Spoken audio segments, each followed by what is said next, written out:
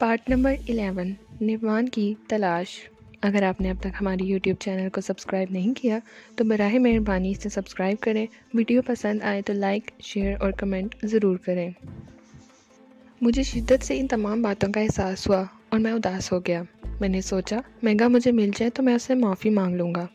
ایک لمحے کے لیے میرا دل چاہا کہ کھنڈرات میں واپس جاؤں، میگا کو اٹھا کر سینے سے لگا لوں، اس سے اپنے رات کے الفاظ کی معافی مانگ لوں اور اسے بتاؤں کہ میگا، میں بھی تمہاری طرح مجبور ہوں، ہم کسی کے لیے کچھ نہیں کر سکتے، بلکہ ایک معنی میں تم مجھ سے عظیم ہو۔ تم نے اپنی محبت سے مجبور ہو کر کچھ فیصلے کر لیے تھے۔ تم نے کہا تھا کہ اگر میں تمہیں اپنا لوں تو تم یہ زندگی چھوڑ دو گی، چرس تک ترک کر دو گی، ایک شریف عورت بن کر زندگی گزارو گی۔ لیکن میں درفشانہ کے لیے یہ سب کچھ نہیں کر سکا۔ میں نے اس بے سہارا لڑکی کو تنہا چھوڑ دیا۔ میں کوشلیا کے لیے بھی یہ نہیں کر سکتا، وہ لڑکی جس کے چہرے پر حسین مستقبل کی شفق لہرا رہی تھی، وہ میرے ساتھ زندگی گزارنے کے خواب دیکھ رہی ہے۔ جب اس کا دل ٹوٹے گا تو کیا ہوگا؟ بے شک ہم سب مجبور ہیں، ہم ایک دوسرے کو فریب دیے بغیر زندہ نہیں رہ سکتے۔ کب تک نہاتے رہو گے نواز؟ آؤ ناشتہ تیار ہے۔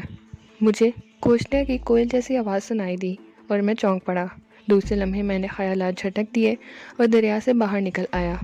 لباس وغیرہ تبدیل کرنے کے بعد میں کوشلیا کے نزدیک پہنچ گیا، جو کہ نوز کی فولڈنگ میز پر ناشتہ سجائے میرا انتظار کر رہی تھی۔ ارے تم نے تو بڑا اہتمام کر ڈالا، میں نے بھری ہوئی میز دیکھتے ہوئے کہا، اور کوشلیا اس طرح مسکرانے لگی جیسے کسی محبت کرنے والی بیوی کے شوہر نے اس کے پکائے ہوئے کھانوں کی تعریف کر دی ہو۔ ہم دونوں نے ناشتہ کیا اور تھوڑی دیر بعد فارغ ہو گئے۔ کوشلیا برتن سمیٹ کر رکھنے لگی۔ اب کیا پروگرام ہے کوشلیا؟ میں نے پوچھا۔ بس یہاں سے ہرات چلیں گے اور پھر افغانستان کی سرحد پار کر کے ایران میں داخل ہو جائیں گے، چند روز ایران میں گزاریں گے اور پھر وہاں سے آگے بڑھ جائیں گے۔ میں کہہ چکی ہوں نواز کہ میں تمہارے دنیا دیکھنے کے پروگرام میں حارج نہیں ہوں گی۔ میں صرف مسکرا کر رہ گیا۔ چند منٹ خاموش رہنے کے بعد وہ بولی، کیوں؟ تمہیں اس پروگرام سے اختلاف ہے؟ بالکل نہیں، میں نے جلدی سے کہا، لیکن رات کو تم مجھے اپنے کچھ راز بتانے جا رہی تھی۔ کوشلیا اچانک سنجیدہ ہو گئی۔ پھر؟ میں نے پروگرام تھوڑے دن کے لیے ملتوی کر دیا ہے۔ کیوں؟ بس ایران چل کر تمہیں اپنے بارے میں سب کچھ بتا دوں گی، اور اس کے بعد کے پروگرام تمہاری مرضی کے بنائیں گے۔ بھگوان کے لیے مجھے کچھ اور بتانے پر مجبور نہیں کرنا، اس نے التجا کی۔ ٹھیک ہے کوشل، تم اطمینان رکھو، میں نے بڑے خلوص سے کہا۔ اس میں سے کچھ پوچھنے کا حق بھی کیا رکھتا تھا، جبکہ میں خود صاف دل نہیں رکھتا تھا۔ وہ بیچاری بھی میرے بارے میں کیا جانتی تھی۔ تو پھر سامان سنبھالیں؟ اس نے پوچھا۔ بالکل، میں نے جواب دیا، اور کوشلیا روانگی کے انتظامات کرنے لگی۔ اس بار ڈرائیونگ میں نے سنبھال لی تھی، اور کوشلیا میرے برابر بیٹھی ہوئی تھی، جس کا چہرہ دمک رہا تھا اور ہونٹوں پر عجیب سی مسکراہٹ تھی۔ شاید میری قربت سے وہ بہت خوش تھی اور میرا دل کٹ رہا تھا۔ اس کی یہ خوشی عارضی ہے، اور جب اسے میری حقیقت کا علم ہوگا تو شاید وہ بھی دنیا سے میری طرح بیزار ہو جائے۔ ہر شخص اسے فریبی نظر آنے لگے گا۔ کار ایک خشک پہاڑی کو عبور کر کے ایک ہری بھری وادی میں داخل ہو گئی۔ دریائے ہری اس وادی سے گزرتا ہے۔ دریا کے پار سڑک پر دو رویا چیز کے درختوں کی قطار تھی۔ اس خوبصورت سڑک نے تھوڑی دیر کے لیے ہمیں اپنی زندگی سے بیگانہ کر دیا۔ ایسا خوبصورت منظر کم ہی نگاہوں سے گزرتا ہے۔ تا حد نظر سبزہ ہی سبزہ۔ کار کی رفتار خود بخود کم ہو گئی۔ کوشلیا بھی کھڑکی سے منہ نکالے بیٹھی تھی، وہ بھی ماحول سے بیگانہ معلوم ہوتی تھی۔ 10-12 میل لمبی سڑک کا یہ ٹکڑا ہم نے بہت سست روی سے طے کیا، لیکن پھر بھی اس کا اختتام ہو گیا۔ ہر خوبصورت چیز ناپائیدار ہوتی ہے۔ سڑک کا اختتام ایک تنگ دروازے پر ہوا۔ یہاں سے گزر کر ہم ہرات میں داخل ہو گئے اور حسن کا سحر ٹوٹ گیا۔ کوشلیا نے چونکا میری طرف دیکھا، چند لمحات خالی خالی نگاہوں سے مجھے دیکھتی رہی، اور پھر ایک گہری سانس لے کر بولی، کتنا حسین علاقہ تھا۔ ہاں، میں نے مختصراً کہا۔ کبھی کبھی دل چاہتا ہے کہ زندگی پر بوجھ نہ ہوتے، رسمیں نہ ہوتی، وہی پتھروں کا ماحول ہوتا، انسان آزاد ہوتا، جہاں دل چاہتا رہتا۔ ان پہاڑوں اور جنگلوں میں کتنی زندگی حسین ہے۔ کیا انسان نے ترقی کے نام پر خود کو محدود نہیں کر لیا؟ کیا زمانہ قدیم کا انسان ہم سے زیادہ مدبر نہیں تھا؟ پھر انسان کو ترقی کی ضرورت کیوں محسوس ہوئی؟ تم نے کبھی اس بارے میں غور کیا ہے نواز؟ ہاں، لیکن اتنا آگے نکل گیا ہے کہ واپسی اس کے بس میں نہیں رہی۔ میں ٹھنڈی سانس لے کر بولا۔ سچ کہتے ہو؟ کوشلیہ نے اداسی سے گردن ہلائی، پھر چونک کر بولی، یہ اداسی ہمارے ذہنوں میں کیوں رینگ رہی ہے؟ شاید اس حسین وادی کے سبز نہ ہونے کی بنا پر، میں نے پھیکی سی مسکراہٹ سے کہا۔ دلوں میں زندگی کی امنگ ہو تو ہر جگہ حسین ہو جاتی ہے۔ آؤ ہرات کی سیر کریں، کوشلیہ نے کہا، اور میں نے مسکراتے ہوئے گردن ہلا دی۔ ہرات کے بڑے بازار میں ہم نے کار کھڑی کر دی اور کوشلیہ اسے لو کر کے باہر نکل آئی۔ ہم دونوں بھی تکلفی سے ہاتھ میں ہاتھ ڈالے آگے بڑھ گئے۔ بازار میں اور بھی غیر ملکی سیاح نظر آ رہے تھے، کبھی کبھی کچھ آوارہ گرد بھی نظر آ جاتے تھے، ماحول سے لاپرواہ، اپنی دھن میں مست، لیکن ان میں کوئی جانا پہچانا چہرہ ہمیں نظر نہ آیا۔ ہم تنگ دکانوں کے سامنے سے گزر رہے تھے، خوبصورت پوستین اور جانوروں کی حسین کھالیں، قالین اور نہ جانے کون کون سی مصنوعات سیاحوں کے لیے بے حد دلکش تھیں۔ بعض دکانوں پر خاصی بھیڑ تھی۔ کوشلیہ نے میرا ہاتھ پکڑا اور ایک دکان کی طرف بڑھ گئی۔ اس نے افغانی دکاندار سے ایک پوستین طلب کی۔ دکاندار بری طرح متوجہ ہو گیا۔ اس نے کئی خوبصورت پوستینیں نکال کر ہمارے سامنے پیش کر دیں۔ ان میں سے ایک نفیس پوستین کوشلیہ نے پسند کیا اور میری طرف بڑھاتے ہوئے بولا، پہن کر دیکھو۔ مگر اس کی کیا؟ میں نے چاہا، لیکن کوشلیہ نے میرا جملہ پورا ہونے نہ دیا۔ اس نے پوستین خود مجھے پہنانا شروع کر دی اور میں نے مسکراتے ہوئے پہن لیا۔ دکاندار اسے میرے جسم پر فٹ کر رہا تھا۔ پوستین در حقیقت خوبصورت تھی۔ اسے پہن کر میں نے ایک بڑے آئینے میں خود کو دیکھا۔ بہت خوبصورت ہے، کوشلیہ نے پیار بھری نگاہوں سے مجھے دیکھتے ہوئے کہا، اور پھر دکاندار سے مخاطب ہو کر بولی، کتنی قیمت ہے؟ 2500 افغانی۔ بہت زیادہ ہیں، کم کرو۔ بہرحال 2000 افغانی میں سودا طے ہو گیا اور پوستین خرید لی گئی۔ پہنے رہو، کوشلیہ نے مجھ سے فرمائش کی اور میں نے اس کی فرمائش کی تعمیل کی، لیکن مجھے بھی اس کا قرض اتارنا تھا۔ چنانچہ تھوڑی دور چل کر میں نے ایک دکان پسند کی اور دکان سے فرقے خوبصورت کوٹ طلب کیے۔ ایک کوٹ، دستانے اور خوبصورت ٹوپی میں نے کوشلیہ کے لیے خریدی اور اس کی قیمت 4000 افغانی دکاندار کو ادا کی۔ کوشلیہ ان چیزوں کو پہن کر بہت خوش نظر آ رہی تھی، لیکن اس کے ساتھ ہی اس کے چہرے پر تھوڑی سی حیرت بھی تھی۔ اسے شاید گمان نہیں تھا کہ میرے پاس اتنی کرنسی بھی ہو سکتی ہے۔ بہرحال اس نے تمام چیزیں بڑے شوق سے پہن لیں اور بہت خوش نظر آنے لگی۔ کافی دیر تک ہم ہرات کے بازاروں میں گھومتے رہے، ایک ایک چیز کو حیرت و دلچسپی سے دیکھتے رہے۔ کوشلیہ نے اور بھی بہت سی چیزیں خریدی تھیں، میرے لیے، اپنے لیے، اور پھر ہم واپس پلٹ پڑے۔ کیا خیال ہے ہرات میں ایک رات گزاری جائے؟ بڑا تاریخی شہر ہے، کیا تمہیں اس کی تاریخ معلوم ہے؟ صرف کتابوں کی حد تک، میں نے جواب دیا۔ کتابیں ہی تو تاریخ علم سے روشناس کرتی ہیں۔ میں نے ان جگہوں کے بارے میں پوری معلومات حاصل کی ہیں جن سے میں نے گزرنے کا پروگرام بنایا ہے۔ ہرات بڑی تاریخی حیثیت کا شہر ہے۔ تاریخ کے عظیم کردار ان شہر سے انوکھے مذاق کر چکے ہیں۔ 327 قبل مسیح سکندر اعظم نے اسے آرتا کو ناکا نام دیا اور اس کے بالمقابل ایک نیا شہر اسکندریہ آباد کیا۔ 651 میں اسے عبداللہ بن امیر نے فتح کیا اور یہ ایران کی مسلم سلطنت کا ایک بڑا حصہ کہلایا۔ غزنوی سلطانوں اور سلجوقی ترکوں کے بعد یہ شہر خوارزم کے سلطانوں کے زیر نگین تھا۔ سمرقند، بخارا، دمشق اور دہلی کے تاجروں کے لیے یہ جنت تھا، لیکن پھر چنگیز خان کے ہاتھوں اس کا حسن اجڑ گیا۔ چنگیز خان کے خوفناک حملوں میں 15 لاکھ سے زیادہ شہری قتل ہوئے اور ہرات کھنڈر بن گیا۔ لیکن غوری سلطانوں کے دور میں ایک بار پھر اس پر حسن آ گیا اور یہ چمن ایشیا کہلانے لگا۔ لیکن ایک بار پھر اس نے تباہی نازل ہوئی۔ امیر تیمور کے بیٹے شاہ رخ نے اسے اپنا دارالسلطنت بنا لیا۔ شاہ رخ اور اس کی ملکہ گوہر شاد نے اس شہر کے حسن کو 4 چاند لگا دیے۔ پھر شاہ رخ کا بیٹا ہو گیا۔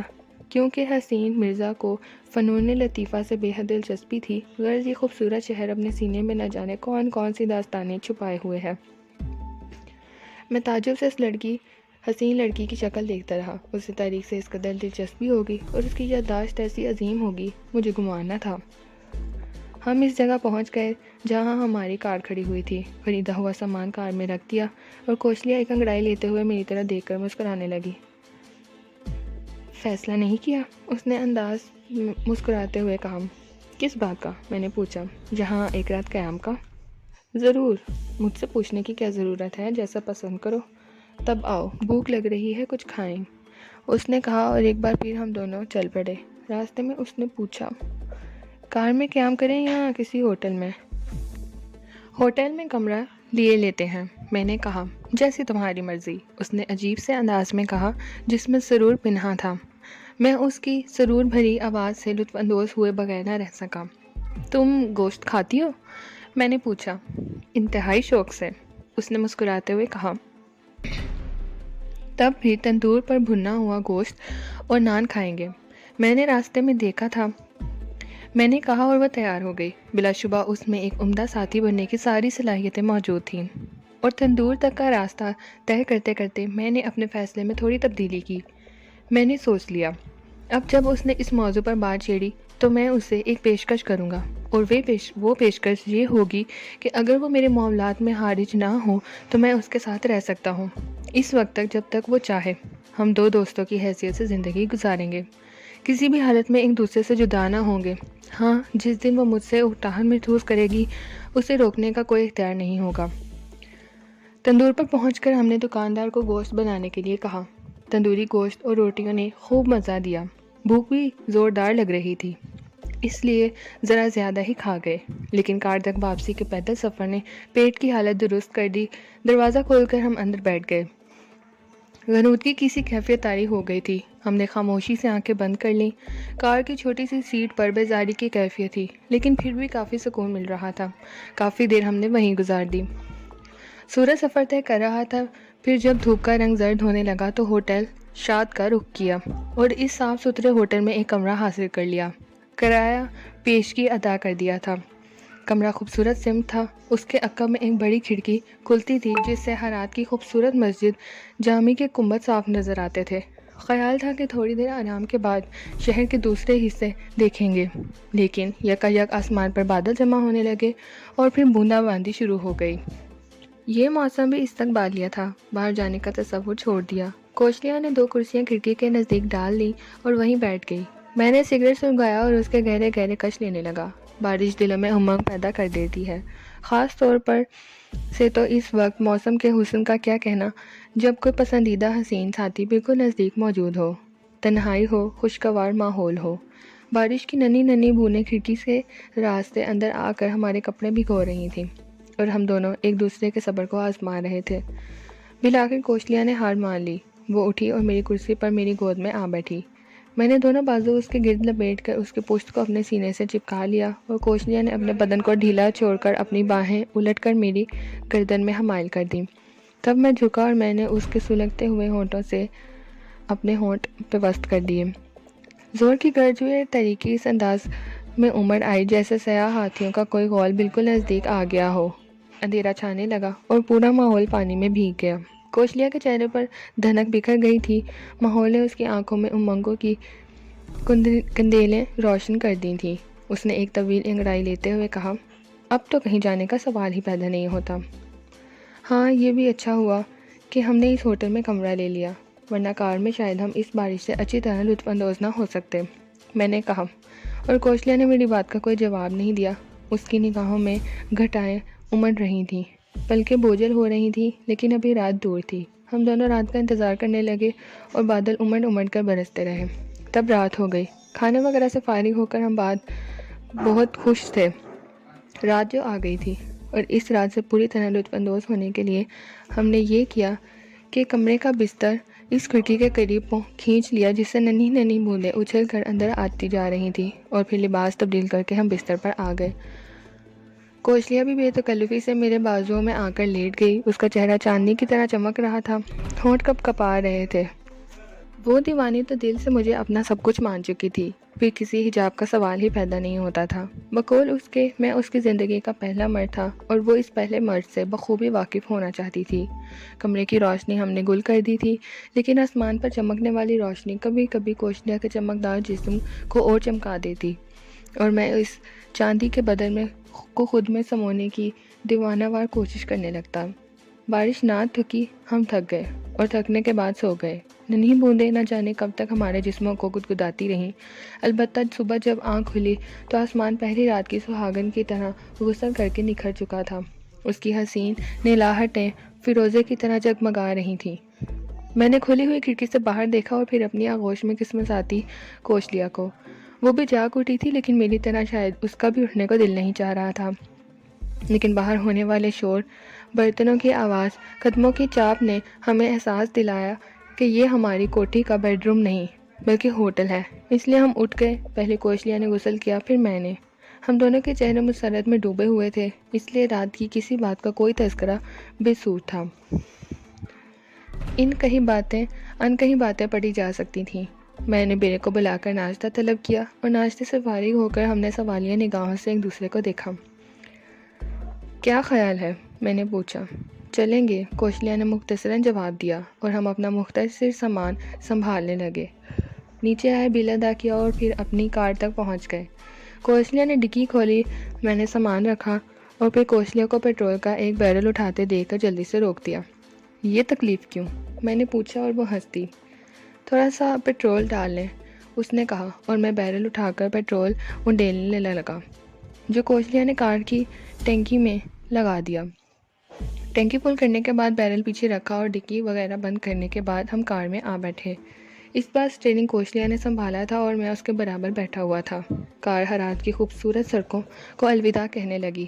سڑکیں پانی سے بھیگی ہوئی تھیں، لیکن دو طرفہ سبزہ نکھرا آیا تھا اور آنکھوں کو بے حد بھلا محسوس ہو رہا تھا۔ شہر سے باہر گوہر شاد کے مقبرے سے گزرتے ہوئے ہم نے شیخ بکارا کے مدرسے کے بلند مینار دیکھے، جو آج زمانے کی تبدیلیوں کا مذاق اڑا رہے ہیں۔ شہر سے نکلنے کے بعد صاف ستھری اور مسبوق سڑک ملی تو کوشلیا نے کار کی رفتار تیز کر دی۔ وہ خاصی چاق و چوبند نظر آ رہی تھی۔ یوں بھی وہ ڈرائیونگ کی ماہر تھی، کیونکہ اتنا طویل سفر طے کر چکی تھی۔ ظاہر ہے معمولی بات نہیں تھی۔ ویسے جب بھی کوشلیا کے بارے میں غور کرتا مجھے حیرت ہونے لگتی۔ عجیب متضاد لڑکی تھی۔ ایک طرف اتنی نڈر اور بے باک کہ تنہا اس کار پر بھروسہ کرتے ہوئے دنیا کے سفر پر نکل کھڑی ہوئی تھی۔ بڑے بڑے مرد اس طرح اکیلے سفر کرنے سے گھبراتے ہیں۔ جو جائکا، وہ تو لڑکی تھی، وہ بھی نوجوان اور خوبصورت، کسی بھی وقت کسی بھی جگہ غلط ہاتھوں میں پھنس کر زندگی اور عزت گنوا سکتی تھی۔ لیکن اس نے ان باتوں کی پرواہ نہیں کی تھی۔ وہ اپنے شوق کی تکمیل کو نکل کھڑی ہوئی تھی۔ اسے سادہ اور بے خوف بھی نہیں کہا جا سکتا تھا، کیونکہ وہ اپنے سفر کے ایک ایک نقطے سے واقف تھی۔ وہ بہترین تاریخ داں تھی۔ بقول اس نے جس لائن پر سفر کا منصوبہ بنایا تھا اس کے بارے میں بخوبی جانتی تھی، اور افغانستان کی تاریخ اس نے جس انداز میں بتائی تھی اس سے اندازہ ہوتا تھا کہ یہ دعویٰ غلط نہیں ہے۔ اس کے برعکس اس کی زندگی مرد کے قریب قرب سے دور تھی۔ گویا وہ کنواری تھی، اس میں مشرقیت کوٹ کوٹ کر بھری ہوئی تھی۔ دریائے ہلمند کے کنارے اور ہوٹل کے خوبصورت کمرے میں اس کی جن کیفیت کا اظہار ہوا تھا، اس سے اندازہ ہوتا تھا کہ اس نے اس معاملے میں بھی غلط نہیں کہا ہے۔ بے شک وہ ایک نوخیزہ اور الہڑ لڑکی تھی۔ ان تمام باتوں کے ساتھ اس نے اپنے کسی راز کا بھی ذکر کیا تھا جو ہنوز سربستہ تھا۔ میں اس سے معلوم کرنا چاہتا تھا، لیکن خود میرے دل میں بھی چور تھا۔ ممکن ہے اس کا راز معلوم کرنے کے بعد میرا ضمیر بھی مجھے کچھ کہنے پر اکساتا، لیکن عقل کہہ رہی تھی کہ اپنی حقیقت کو پوشیدہ ہی رہنے دو۔ وہ لوگ جنہوں نے مجھ پر ہزاروں روپے خرچ کیے، آسانی سے میری جان چھوڑنے پر تیار نہ ہوں گے۔ پھر کیا فائدہ؟ نہ اسے حاصل کر سکوں گا، نہ زندہ رہ سکوں گا۔ زندگی اس طرح ضائع کر دینے والی چیز نہیں ہے۔ مسائل سے گھبرا کر انسان اس بارے میں سوچتا ضرور ہے، لیکن خیالات کی روح یہیں تک پہنچی تھی کہ کار کی رفتار سست ہوتی محسوس ہوئی۔ سامنے دیکھا، دو ہپی نوجوان سڑک کے کنارے کھڑے زور زور سے ہاتھ ہلا رہے تھے۔ شکلیں ضرور بگڑی ہوئی تھیں، لیکن لباس ستھرے اور قاعدے کے تھے۔ کیا خیال ہے نواز؟ کوشلیا نے پوچھا۔ دیکھ لو، میں نے جواب دیا، اور کوشلیا نے رفتار سست کرتے کرتے ان کے قریب کار روک دی۔ قریب پہنچے تو اندازہ ہوا کہ ان میں ایک عورت ہے اور ایک مرد، لیکن عورت کا قد بھی 6.25 فٹ سے کسی طرح کم نہیں تھا۔ وہ پوستین پہنے ہوئے تھی اور اس کے لمبے سفید بال پوستین کے نیچے تھے، جس سے اندازہ نہ ہو سکا کہ وہ مرد ہے یا عورت۔ ستے ہوئے چہرے والا نوجوان کار کے قریب آیا اور شیشہ انگیزی میں لجاجت سے بولا، براہ کرم آپ ہمیں کچھ دور تک لفٹ دے دیں گے؟ کہاں جاؤ گے؟ کوشلیا نے پوچھا۔ ایران۔ تمہیں معلوم ہے ایران میں نشہ آور اشیاء رکھنا ناقابل معافی جرم ہے۔ کیا تم ہمارے لیے مصیبت تو نہیں بن جاؤ گے؟ کوشلیا نے صاف لہجے میں کہا۔ ہمارے پاس کچھ نہیں ہے، اس بار لڑکی نے کہا۔ تب بیٹھ جاؤ، کوشلیا نے کہا، اور وہ دونوں شکریہ ادا کر کے جلدی سے اگلی سیٹ پر بیٹھ گئے۔ کوشلیا نے کار آگے بڑھا دی۔ ان دونوں کی آمد سے ماحول میں کچھ اجنبیت سی پیدا ہو گئی تھی، جس کا احساس ہمیں تھوڑی دور چلنے کے بعد ہی ہو گیا، لیکن بہرحال اب جو قدم اٹھا لیا تھا اس کی واپسی ممکن نہیں تھی۔ تھوڑی دور چلنے کے بعد نوجوان نے کہا، آپ لوگ بھی سیاح ہیں؟ میں نے جواب دیا۔ کیا آپ ایران سے آگے جانے کا ارادہ رکھتے ہیں؟ بہت آگے۔ بڑی خوشی ہوئی آپ سے مل کر۔ ایران میں آپ کہاں قیام کریں گے؟ کسی بھی مناسب جگہ پر، میں نے جواب دیا۔ میرا نام کیسٹر ہے اور یہ میری بیوی جولیا۔ ہم دونوں بھی دنیا گردی کے لیے نکلے ہیں۔ کیا آپ دونوں بھی شوہر اور بیوی ہیں؟ میرا مطلب ہے۔ تمہارا خیال درست ہے، میرے بجائے کوشلیا نے جواب دیا، اور وہ دونوں مسکرانے لگے۔ پھر کیسٹر نے کہا، میرا اندازہ ہے کہ آپ لوگوں کی شادی کو زیادہ وقت نہیں گزرا ہے۔ بہرحال میری دعا ہے کہ آپ دونوں کامیاب شوہر اور بیوی ثابت ہوں۔ اس کے لہجے میں ایک عجیب سا خلوص تھا جس سے ہم دونوں متاثر ہوئے اور تھوڑی سی اجنبیت کی فضا دور ہو گئی۔ آپ لوگ کہاں تک جائیں گے؟ میں نے پوچھا۔ بس کوئی پروگرام طے نہیں ہے، جہاں تک پہنچ سکے۔ کیسٹر کے لہجے میں اداسی تھی۔ نہ جانے کیوں میں نے اس کی صورت دیکھی، لیکن ظاہر ہے میں اس سے اس اداسی کی وجہ نہیں پوچھ سکتا تھا۔ اس کے ساتھ لڑکی یا تو بہت خاموش طبع تھی یا پھر زیادہ بولنا نہیں چاہتی تھی۔ اس کے خد و خال خاصے پرکشش تھے، جسامت کے ساتھ تندرست بھی خاصی تھی، اس لیے دلکش لگتی تھی۔ سفر جاری رہا اور پھر دور سے عمارت کے آثار نظر آنے لگے۔ ہم اسلام قلعہ پہنچ رہے تھے۔ اس کی چوکی کے دوسرے طرف ایک ویران علاقہ ہے جو آزاد حیثیت رکھتا ہے اور اس پر کسی ملک کا دعویٰ نہیں ہے۔ ہاں، اس کے بعد ایران کی سرحد شروع ہو جاتی ہے۔ اسلام قلعہ کی سرحدی چوکی پر متعین کسٹم کے افسران نے ہماری کار گھیر لی۔ بظاہر کوئی خاص بات نہیں تھی، لیکن نہ جانے کیوں مجھے احساس ہوا کہ کسٹم حکام ہمیں گہری نگاہوں سے دیکھ رہے ہیں۔ میرے دل میں دھکڑ پکڑ ہونے لگی۔ کیا ہربنس کا جادو یہاں بھی چل گیا ہے؟ ممکن ہے اس کا ساتھی مر گیا ہو۔ بہرحال میرے چہرے کی تبدیلیاں نوٹ نہیں کی جا سکیں۔ کار میں کوئی ایسی چیز نہیں تھی جو قابل اعتراض ہوتی۔ تھوڑی دیر بعد ہمیں فراغت مل گئی اور اس بار اسٹیئرنگ میں نے سنبھال لیا۔ ہمارے ہم سفر ہمارے ساتھ تھے۔ مسٹر کیسٹر ہے؟ اچانک میں نے اپنے ساتھی کو مخاطب کیا۔ جی، وہ مستعدی سے بولا۔ آپ کی آنکھیں، ہونٹ اور چہرے کا رنگ بتا رہا ہے کہ آپ چرس اور دوسری نشہ آور اشیاء کے عادی ہیں۔ آپ کا خیال درست ہے، آپ جولیا کو دیکھ رہے ہیں۔ یہ بہت اداس ہے کیونکہ اس نے پچھلے 20 گھنٹے سے انجیکشن نہیں لیا۔ تب آپ ایران میں کیسے گزارا کریں گے؟ گزارا؟ کیسٹر نے گہری نگاہوں سے مجھے دیکھا، پھر ایک گہری سانس لے کر بولا، گزارا تو ہو ہی جاتا ہے مسٹر نواز۔ بے شک ایران بہت خشک جگہ ہے ہم لوگوں کے لیے، لیکن وہاں بھی کچھ لوگ ایسے ہیں جو ہمارے جیسے لوگوں کے کام آ جاتے ہیں۔ میں نے گہری سانس لی۔ گویا وہاں بھی ضرورت کی چیزیں مل جاتی ہیں؟ کہاں نہیں ملتی، تلاش ضروری ہے۔ تب میرے دوست، مجھے ان میں سے کسی اڈے کا پتہ بتا دو، ممکن ہے کچھ وہاں سرو کرنا پڑ جائے۔ تھوڑے دن تو گزارا ہو سکتا ہو، لیکن زیادہ وقت مشکل ہے۔ خوب، میں نے بھی تمہارے بارے میں یہی سوچا تھا، لیکن تمہاری وائف، شاید وہ تمہاری عادت چھڑانے کی کوشش کر رہی ہے۔ کیسٹر نے مسکراتے ہوئے کہا، ہاں، وہ میری تمام بری عادتیں چھڑوانے دے رہی ہے۔ میں نے بھی مسکراتے ہوئے کوشلیا کی طرف دیکھا، اور نہ جانے کیوں میں نے کوشلیا کے چہرے پر کسی قدر زردی دیکھی۔ اس کی آنکھوں میں بے چینی کے احساس صاف پڑے جا سکتے تھے۔ میں اس کی طرف دیکھتا رہ گیا، اور پھر میں نے اس سے اردو میں پوچھا، کیا بات ہے کوشلیا، تم کچھ پریشان نظر آ رہی ہو؟ نہیں نواز، ایسی تو کوئی بات نہیں ہے، کوشلیا نے زبردستی مسکراتے ہوئے کہا، مگر میں محسوس کر رہا ہوں۔ اگر برا نہ مانا تو ایک بات پوچھوں؟ میں نے بپی جوڑے کی طرف اس خیال سے دیکھتے ہوئے پوچھا کہ کہیں وہ اردو سمجھتے تو نہیں، لیکن ان کے انداز سے پتہ چل گیا کہ وہ اردو سے بالکل ناواقف ہے۔ پوچھو، کوشلیا نے سرسراتی آواز میں کہا۔ میرے ان لوگوں کی طرف متوجہ ہونے سے تم ناخوش تو نہیں ہو؟ ارے نہیں، کوشلیا نے ایک ہلکا سا کہکا لگاتے ہوئے کہا، اب میں ایسی تنگ دل اور اتنی بدگمان بھی نہیں ہوں، یقین کرو کوئی بات نہیں ہے۔ اور میں مطمئن ہو گیا، مجھے اپنا تصور صرف وہم معلوم ہونے لگا۔ ہمارے دونوں ساتھی خاموش بیٹھے ہماری بکواس سن رہے تھے۔ سفر طے ہو رہا تھا اور تھوڑی دیر کے بعد یوسف آباد کے آثار نظر آئے۔ یوسف آباد چھوٹا سا قصبہ تھا، تھوڑی سی آبادی پر مشتمل، لیکن خاصا صاف ستھرا تھا۔ اس کی کسٹم چیک پوسٹ خاصی عمدہ بنی ہوئی تھی۔ نہ جانے کیوں میں نے یہاں بھی خصوصی چیکنگ محسوس کی، لیکن اس بار میں یہ سوچنے پر مجبور ہو گیا تھا کہ شاید اس علاقے میں دونوں سمت سخت چیکنگ ہوتی ہے۔ سرخ و سفید ایرانی کسٹم آفیسران نے ہمارے کاغذات دیکھے اور پھر ہم سے نیچے اتر آنے کے لیے کہا۔ معاف کیجیے، آپ کو کچھ وقت سرو کرنا ہوگا، اس نے مجھ سے کہا۔ میں حاضر ہوں، اس نے فارسی میں کہا، اور ایرانی افسر اپنی انگریزی کا جواب فارسی میں سن کر حیران رہ گیا۔ اس کی خصوصی توجہ میری طرف ہو گئی۔ یہ آپ کے ساتھی ہیں؟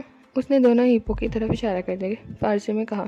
نہیں، صرف ہم سفر، ایران تک کے لیے لفٹ مانگی تھی۔ اور خاتون؟ اس نے سوال کیا۔ وہ مسز نواز ہیں، مذہب و ملت سے الگ۔ اوہ، حیرت انگیز بات ہے۔ آپ پاکستانی ہیں؟ ہاں۔ آئیے میرے ساتھ ایک کپ کافی پی لیجیے، آپ سے کچھ گفتگو کرنی ہے۔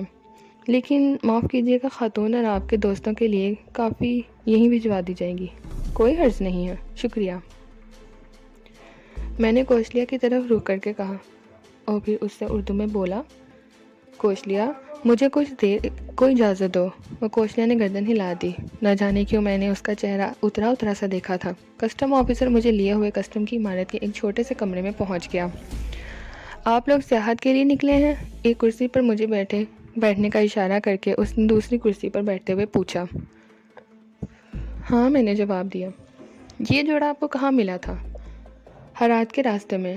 کیا آپ پہلی بار سفر پر نکلے ہیں؟ جی ہاں۔ اوہ، تب آپ کو شاید یہ معلوم نہ ہو کہ یہ لوگ ناجائز منشیات کی تجارت کرتے ہیں۔ مجھے معلوم ہے، لیکن میری بیوی نے ان سے اس بارے میں پوچھ لیا تھا، تاہم اگر ان کے پاس سے برآمد ہوا تو ہم بری ذمہ ہوں گے۔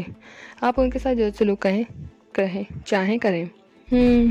کسٹم آفیسر نے گردن ہلاتے ہوئے کہا۔ پھر اس نے ایک آدمی کو بلا کر 3 کپ کافی وہاں اور 2 کپ یہاں طلب کی، اور جب وہ شخص چلا گیا تو اس نے کوہنیاں میز پر ٹکائیں اور آگے جھک گیا۔ آریہ مہر کی خصوصی ہدایات کے تحت ایران میں منشیات کی تجارت کرنے والوں کے لیے انتہائی سخت قانون ہے، لیکن سماجی دشمن عناصر اس پر بھی باز نہیں آتے۔ کچھ علاقوں میں ناجائز منشیات کا کاروبار کرنے والے گرفتار ہوئے ہیں، اور ان سے معلوم ہوا ہے کہ جرائم پیشہ افراد یہاں بھی باقاعدہ اپنا کام کر رہے ہیں۔ ان کی نشاندہی پر بہت سے گروہوں کا صفایا کر دیا گیا ہے، لیکن باہر سے آنے والے ہم نہیں چاہتے کہ وہ یہ راستہ استعمال کریں، چنانچہ ان کے لیے بھی خصوصی پروگرام بنایا گیا ہے جو کافی سخت ہے۔ جی، میں نے گردن ہلائی۔ ابھی تک میری سمجھ میں نہیں آ رہا تھا کہ کسٹم آفیسر کہنا کیا چاہتا ہے۔ ایسے وہ آنکھوں سے بے حد چالاک آدمی معلوم ہوتا تھا۔ ہمیں خصوصی ذرائع سے اطلاع ملی ہے کہ منشیات ایران کے راستے لائی جا رہی ہیں۔ اطلاع دینے والوں نے یہ بھی بتایا ہے کہ وہ ٹورسٹ کار میں اسمگلنگ کی جا رہی ہے، اس لیے ہر کام میں خاص نگاہ رکھی جا رہی ہے۔ آپ سمجھ گئے ہوں گے کہ میں نے خصوصی طور پر آپ کو کیوں تکلیف دی۔ میں سمجھ گیا، میں نے مسکراتے ہوئے کہا۔ پاکستان اور ایران کے تعلقات کو مد نظر رکھتے ہوئے میں بڑی خوشی سے اجازت دیتا ہوں کہ میری اور میری بیوی کی اور کار کی خوب اچھی طرح تلاشی لے لی جائے، تاکہ کوئی شبہ نہ رہے۔ میں اس تعاون پر شکر گزار ہوں۔ ویسے اس سفر میں آپ کی ملاقات کچھ ایسے لوگوں سے تو نہیں ہوئی جن پر میرے شہر کا اطلاق ہوتا ہو؟ میرا خیال نہیں، میں نے جواب دیا۔ کافی آ گئی تھی۔ کسٹم آفیسر نے مجھ سے کچھ اور سوالات کیے اور پھر کسی کو بلانے کے لیے گھنٹی بجائی۔ ایک آدمی اندر آ گیا۔ کار کی تلاشی ہوگی؟ جی ہاں، سب ٹھیک ہے، بالکل، اس نے جواب دیا، اور کسٹم آفیسر مسکراتا ہوا کھڑا ہو گیا۔ اس نے دوستانہ انداز میں میرا ہاتھ پکڑا، اور پھر ہم وہاں پہنچ گئے جہاں ہپی جوڑا اور کوشلیا موجود تھے۔ کوشلیا کرسی پر بیٹھی ہوئی تھی، اس کے ہاتھ میں پانی کا گلاس تھا اور اس کا چہرہ زرد ہو رہا تھا۔ اوہ، کیا بات ہے کوشی؟ میں نے پیار سے پوچھا۔ کچھ نہیں، چکر آ گیا تھا، اب ٹھیک ہوں، اس نے پھنسی پھنسی آواز میں کہا۔ مجھے تمہاری طبیعت پہلے ہی خراب معلوم ہوئی تھی۔ میرا خیال ہے کہ اب ہم مزید سفر نہیں کریں گے۔ یوسف آباد میں کوئی قیام کا انتظام ہے؟ میں نے آخری جملے کسٹم آفیسر سے مخاطب ہو کر کہے تھے۔ ہاں، لیکن کوئی باقاعدہ ہوٹل نہیں ہے۔ سرائے کئی ہیں، آپ کو وہاں یا آسانی سے جگہ مل جائے گی۔ شکریہ، اب ہم جائیں؟ میں نے پوچھا۔ ضرور، کسٹم آفیسر نے مسکراتے ہوئے کہا، اور اس دوران اس نے کئی بار کوشلیا کو دیکھا تھا اور اس سے اظہار ہمدردی کیا تھا۔ میں نے کار سٹارٹ کی اور ہپی جوڑا ہمارے ساتھ بیٹھ گیا۔ کسٹم آفیسر نے بڑی گرم جوشی سے مجھ سے ہاتھ ملایا تھا. پھر جب ہم کسٹم ہاؤس سے کافی دور نکل آئے تو اچانک کوشلیہ نے میرے ہاتھ پر ہاتھ رکھا. نواز. اب کیسی طبیعت ہے کوشل؟ میں نے پیار سے پوچھا. ٹھیک ہوں، اس نے گہری سانس لے کر کہا. تھکن ہو گئی ہے، سرائے میں آرام تو نہ مل سکے گا، لیکن بہرحال. نہیں نواز، یہاں سے نکل چلو. نہ جانے کیوں مجھے وحشت ہو رہی ہے. آگے تربہ جام ہے، اس کے آگے فریمان. ہم مشہد پہنچنے کی کوشش کریں گے اور نہ پہنچ سکے تو فریمان میں قیام کریں گے. خاصا صاف ستھرا شہر ہے. لیکن میں نے کہنا چاہا. چلتے رہو نواز، مجھے اس ہپی جوڑے سے بھی وحشت ہو رہی ہے، نہ جانے یہ کب تک ہمارے ساتھی ہیں. ہم جامی کے شہر میں اتر جائیں گے خاتون، آپ بے فکر رہیں. عقب سے کیسٹر کی آواز سنائی دی اور ہم سناٹے میں آ گئے. کوشلیاں منہ پھاڑ کر رہ گئی. میرے ہاتھ اسٹیئرنگ پر لرزنے لگے تھے. بمشکل میں نے خود کو سنبھالا اور نہ جانے کیوں مجھے ان دونوں پر غصہ آنے لگا. اگر وہ اردو سے واقف تھا تو پہلے یہ بات بتا دینی چاہیے تھی. وہ خاموشی سے ہماری گفتگو سنتا رہا. میں اس گفتگو پر غور کرنے لگا جو ہم نے راستے میں کی تھی. اس میں بہت سے قابل اعتراض الفاظ تھے، لیکن شکر ہے کوئی بات نہیں تھی جو ہمارے لیے خطرناک ہوتی. پارٹ نمبر 11 اختتام پذیر ہوتا ہے. ناول نروان کی تلاش کا بقیہ حصہ پارٹ 12 پہ سماعت فرمائیے.